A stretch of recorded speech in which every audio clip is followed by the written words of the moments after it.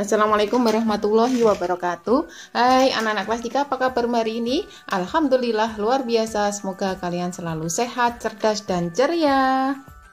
Kali ini kita akan belajar bahasa Indonesia tema 1 subtema 2 tentang pertumbuhan dan perkembangan manusia.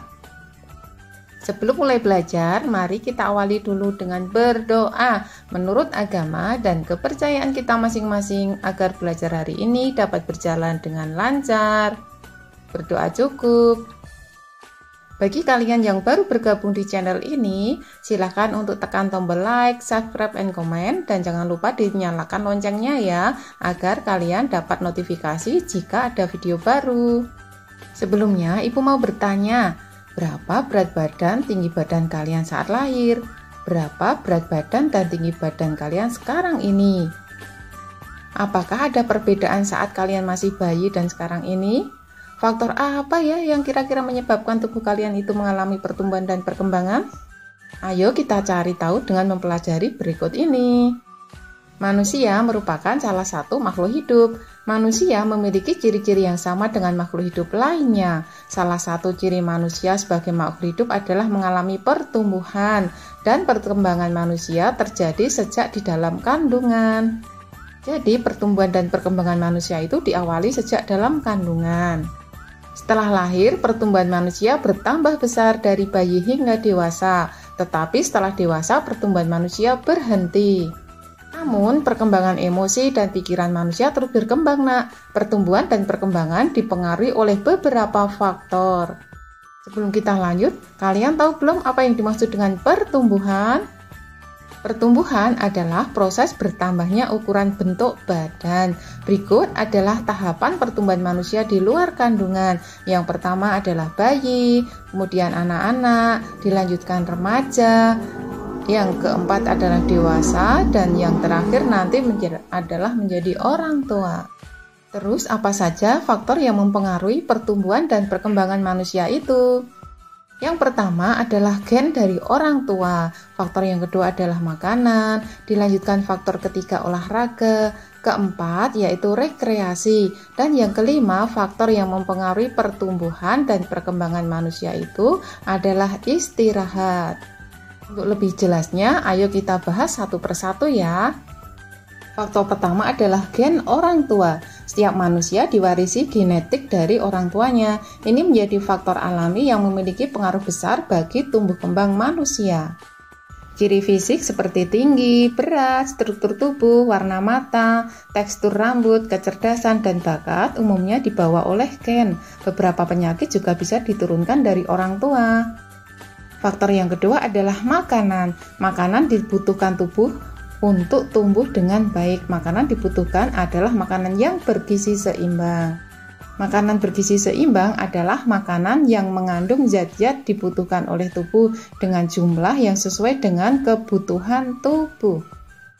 Makanan bergizi seimbang itu mengandung apa? Yang pertama adalah mengandung makanan pokok atau karbohidrat, yang kedua protein, ketiga vitamin, keempat mineral, dilanjutkan kelima buah-buahan, dan makanan bergizi seimbang itu yang keenam adalah sebagai penyempurnanya adalah susu. Kita lanjutkan dengan penjelasannya ya. Yang pertama adalah makanan pokok atau karbohidrat. Karbohidrat terdapat pada makanan pokok. Fungsi dari karbohidrat adalah sebagai sumber tenaga atau energi. Contoh dari karbohidrat itu ada nasi, ubi, kentang, sagu, atau bisa juga roti ya. Yang kedua adalah protein. Protein itu berfungsi sebagai zat pembangun dan pengganti sel-sel yang rusak. Protein terdiri dari dua jenis. Yang pertama adalah protein hewani, adalah protein yang berasal dari hewan. Contohnya ada ikan, daging, telur, dan cumi. Ada juga yang disebut dengan protein nabati. Protein nabati, protein yang berasal dari tumbuhan. Contohnya ada tahu dan tempe. Kita lanjutkan vitamin ya. Vitamin itu berfungsi untuk menjaga kesehatan tubuh agar tidak mudah terserang penyakit. Vitamin banyak terdapat pada buah-buahan. Ayo anak-anak disebutkan contoh dari buah-buahan itu apa aja? Baik, ada jeruk, apel, jambu, mangga, dan lain-lainnya ya. Selanjutnya adalah mineral. Mineral dan vitamin berfungsi untuk menjaga kesehatan tubuh agar tidak mudah terserang penyakit. Mineral banyak terdapat pada sayur-sayuran. Contohnya ada sawi, kangkung, bayam, ada juga kacang panjang. Anak-anak bisa menyebutkan sayuran yang lainnya ya. Menu gizi seimbang yang terakhir adalah susu. Susu itu sebagai penyempurna kekurangan zat gizi dalam menu makanan kita. Misalnya, contoh dari susu itu ada susu sapi, susu kambing, dan lain-lain. Sampai di sini udah paham ya? Mari kita lanjutkan dengan faktor lain yang mempengaruhi pertumbuhan dan perkembangan manusia itu. Faktor yang ketiga adalah olahraga.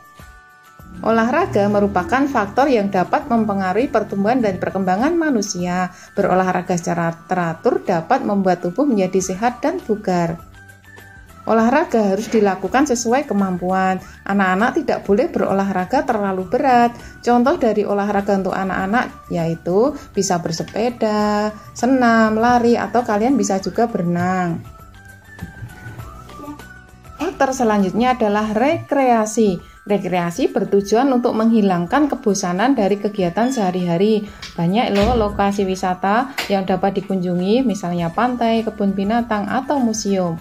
Rekreasi tidak harus jauh atau membutuhkan biaya mahal. Rekreasi sederhana dapat dilakukan di rumah, seperti nonton TV atau baca buku ya.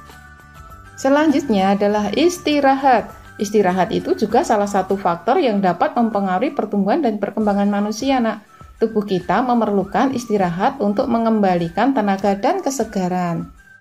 Istirahat yang paling baik adalah tidur. Lama tidur adalah 8 jam setiap hari.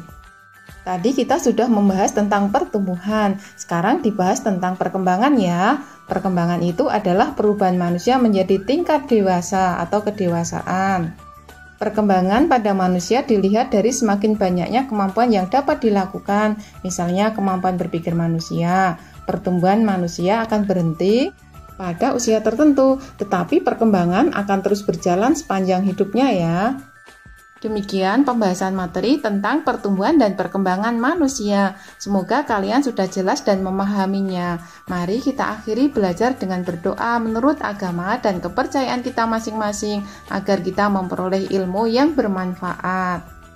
Untuk selalu diingat dan kita lakukan bersama-sama, yang pertama adalah cuci tangan dengan sabun usai belajar atau beraktivitas, yang kedua menjaga jarak, ketiga pakai masker, keempat hindari dulu kerumunan, dan yang kelima adalah jagalah kebersihan. Selamat belajar dan tetap semangat. Wassalamualaikum warahmatullahi wabarakatuh.